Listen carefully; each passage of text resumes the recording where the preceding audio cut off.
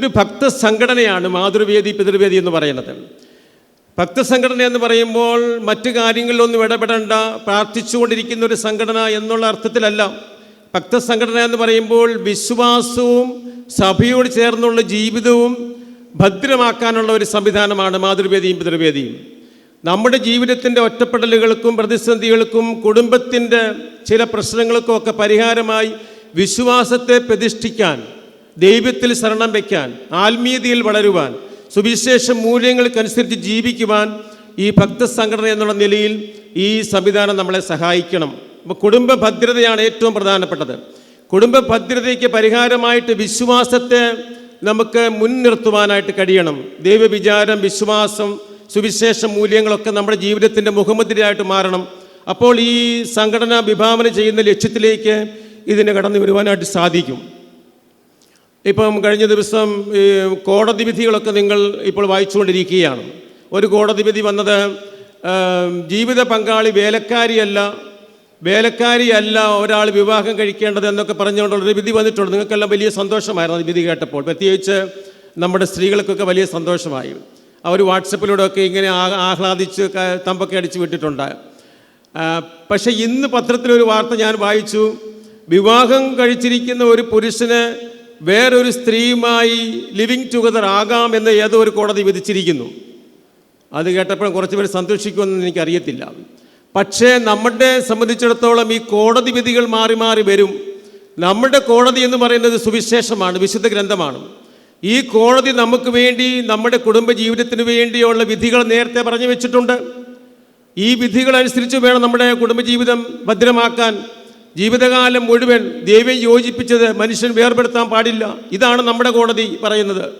ഈ കോടതിക്ക് വ്യത്യസ്തമായിട്ടുള്ള ഒരു വിധി ആര് പറഞ്ഞാലും നമ്മളത് അംഗീകരിക്കുകയല്ല വേണം. സുവിശേഷം പറയുന്ന വിധിക്കനുസരിച്ച്, മൂല്യങ്ങൾക്കനുസരിച്ചുള്ള ജീവിതം ചിട്ടപ്പെടുത്തുവാൻ നമ്മുടെ കുടുംബങ്ങളെ പ്രാപ്തമാക്കുമ്പോഴാണ് കുടുംബ ഭദ്രതയുണ്ടാകുന്നത്. ഇതാണ് നമ്മുടെ പരമപ്രധാനമായിട്ടുള്ള ഒരു ലക്ഷ്യം. ഇനിയും ഈ സുവിശേഷ മൂല്യങ്ങൾക്കനുസരിച്ച് നമ്മൾ ജീവിക്കുമ്പോൾ, സഭയോട് ചേർന്ന്, വിശ്വാസത്തോട് ചേർന്ന് ജീവിക്കുമ്പോൾ ഇന്നത്തെ വെല്ലുവിളികൾ നമുക്ക് കാണാതിരിക്കാൻ പറ്റില്ല. 2-3 കാര്യങ്ങളാണ് ഇന്നത്തെ വെല്ലുവിളികളായിട്ട് പ്രധാനമായിട്ട് എനിക്ക് ഹൈലൈറ്റ് ചെയ്യുവാനായിട്ടുള്ളത്. ഒന്ന്, നമ്മുടെ കുടുംബങ്ങളിൽ ഒറ്റപ്പെട്ട് കഴിയുന്ന ആളുകൾ കൂടി വരുന്നു. പ്രായമായിരിക്കുന്ന മാതാപിതാക്കൾ, ഒറ്റയ്ക്ക് കഴിയുന്ന പ്രായമായിരിക്കുന്ന ആളുകൾ നമ്മുടെ ഇടവകയിൽ പലയിടങ്ങളിലും കൂടി വരികയാണ്. ഇവരിലേക്ക് നമ്മുടെ മിനിസ്ട്രി കടന്നു ചെല്ലണം. മാതൃവേദിയുടെയും പിതൃവേദിയുടെയും അംഗങ്ങൾ ഇങ്ങനെയുള്ള കുടുംബങ്ങൾ സന്ദർശിക്കുന്ന പ്രേക്ഷിതരാകണം. അപ്പോൾ നമ്മുടെ സംഘടനകൾക്ക് മിഷണറിമാരുണ്ടാകണം.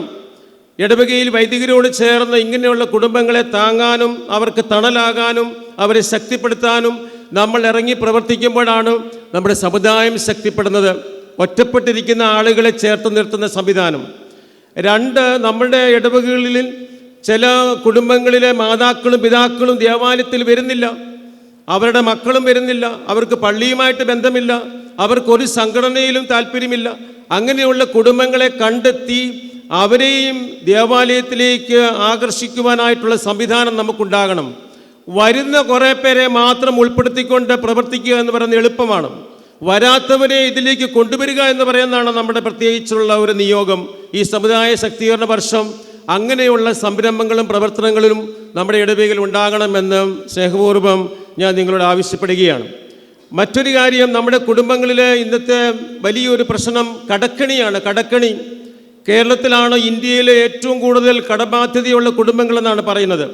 എല്ലാ കുടുംബങ്ങളും കടബാധ്യതയിലാണ്. കാരണം ആഡംബര വാഹനങ്ങൾ, ആഡംബര ഭവനം, ആഡംബര വിവാഹമൊക്കെയാണ് ഇതിന് കാരണമായിട്ട് പറയുന്നത്.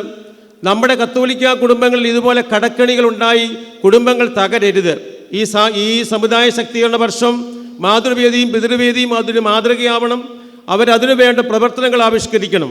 നമ്മുടെ കുടുംബങ്ങളെ കടക്കണിയിൽ നിന്ന് രക്ഷിക്കാൻ അവർക്ക് പണം പിരിച്ചു കൊടുക്കുക എന്നുള്ളതല്ല, സാമ്പത്തികമായ അച്ചടക്കം. എങ്ങനെയാണ് കുടുംബം നമ്മൾ നയിക്കേണ്ടത്, നമ്മുടെ വരവിനനുസരിച്ച് ചെലവ് ചെയ്യുവാനായിട്ടുള്ള പരിശീലനം, ഇതൊന്നും ഈ കേരളത്തിലാണ് ഒട്ടുമേ ഇല്ലാത്തതെന്നാണ് പറയുന്നത്. അപ്പോൾ ഇത്രയും കത്തോലിക്കരുടെ സാന്നിധ്യമുള്ള നമ്മുടെ ഈ നാട്ടിൽ കുറച്ച് സാമ്പത്തിക അച്ചടക്കം പാലിക്കുവാനായിട്ടുള്ള പരിശീലനം ഈ മാതൃവേദിയും പിതൃവേദിയും നൽകേണ്ടത് ആവശ്യമാണ്. നമ്മുടെ അതിരൂപത പ്രവർത്തനങ്ങളിലും നമ്മുടെ ആഘോഷങ്ങളിലുമൊക്കെ ഈ ഒരു മിതത്വം നമ്മൾ പാലിക്കേണ്ടത് ആവശ്യമാണ്. മാതൃവേദിയുടെയും പിതൃവേദിയുടെയും പരിപാടികൾ നടക്കുമ്പോഴൊക്കെ മിതത്വം പാലിക്കുന്ന ഒരു ശൈലി നമുക്ക് കണ്ടെത്തുവാനായിട്ട് സാധിച്ചാൽ വലിയൊരു കാര്യമായിരിക്കും. മറ്റൊരു കാര്യം, 15-നും 25-നും ഇടയിൽ പ്രായമുള്ള കുട്ടികളാണ് ഇന്ന് കേരളത്തിൽ ഏറ്റവും കൂടുതൽ ലഹരി വസ്തുക്കൾ ഉപയോഗിക്കുന്നതെന്നാണ് കണക്ക്. അപ്പോൾ ഈ 15-നും 25-നും ഇടയിൽ പ്രായമുള്ള മക്കളുടെ മാതാപിതാക്കൾക്ക് പ്രത്യേകമായിട്ടുള്ള ഒരു പരിശീലനം നമ്മൾ കൊടുക്കണം, അവരെ ചേർത്ത് നിർത്തണം. ചില മാതാപിതാക്കൾക്ക് അവരുടെ കുഞ്ഞുങ്ങളെ നിയന്ത്രിക്കാൻ പറ്റുന്നില്ല, ഭയങ്കരമായിട്ടുള്ള ലഹരിയുടെ അടിമത്തത്തിലേക്ക് പോയിരിക്കുന്നു. ഇതൊക്കെ നമ്മുടെ കുടുംബങ്ങളെയും കുടുംബ ബന്ധങ്ങളെയും ബാധിക്കുന്നു. അതുകൊണ്ട് അങ്ങനെയുള്ള ആളുകളിലേക്കുള്ള പ്രത്യേകമായ മിനിസ്ട്രി നമ്മൾ ചെയ്യണം. അത് ഈ കാലഘട്ടത്തിൻ്റെ വലിയൊരു ആവശ്യമാണ്. മൂന്നാമത്തെ ഒരു വിഷയമാണ് ഈ സോഷ്യൽ മീഡിയ. നമ്മുടെ കുടുംബങ്ങളിൽ ഒരാൾ ആവറേജ് 4 മുതൽ 6 മണിക്കൂർ വരെയുള്ള സമയം സോഷ്യൽ മീഡിയയ്ക്ക് വേണ്ടി മാറ്റിവെക്കുന്നു എന്നാണ് കണക്ക്. ഇത് കുടുംബത്തിൽ അധ്വാനിക്കേണ്ട സമയമാണ്, കുടുംബത്തിൽ സംസാരിക്കേണ്ട സമയമാണ്, ഒരുമിച്ചിരുന്ന് പ്രാർത്ഥിക്കേണ്ട സമയമാണ്, ഭക്ഷണം കഴിക്കേണ്ട സമയമാണ്. ഇതൊന്നുമില്ലാതെ, ബന്ധങ്ങളില്ലാതെ മുറികളിൽ ഇങ്ങനെ ഒതുങ്ങിക്കൂടി കഴിയുന്ന സോഷ്യൽ മീഡിയയുമായിട്ട് മാത്രം ഇരിക്കുന്ന ഒരു കൾച്ചർ നമ്മുടെയൊക്കെ കുടുംബങ്ങളിലുണ്ടെങ്കിൽ അത് മാറ്റിയെടുക്കുവാൻ വേണ്ടിയുള്ള പ്രവർത്തന പരിപാടികൾ നമ്മൾ ആവിഷ്കരിക്കണം. എങ്കിൽ മാത്രമേ നമ്മുടെ സമുദായം ശക്തിപ്പെടുകയുള്ളൂ. നിങ്ങൾക്കെല്ലാ നന്മകളും ഉണ്ടാവട്ടെ. എല്ലാ ആശംസകളും നേർന്നുകൊണ്ട് എൻ്റെ വാക്കുകൾ ഞാൻ നിർത്തുന്നു. നന്ദി.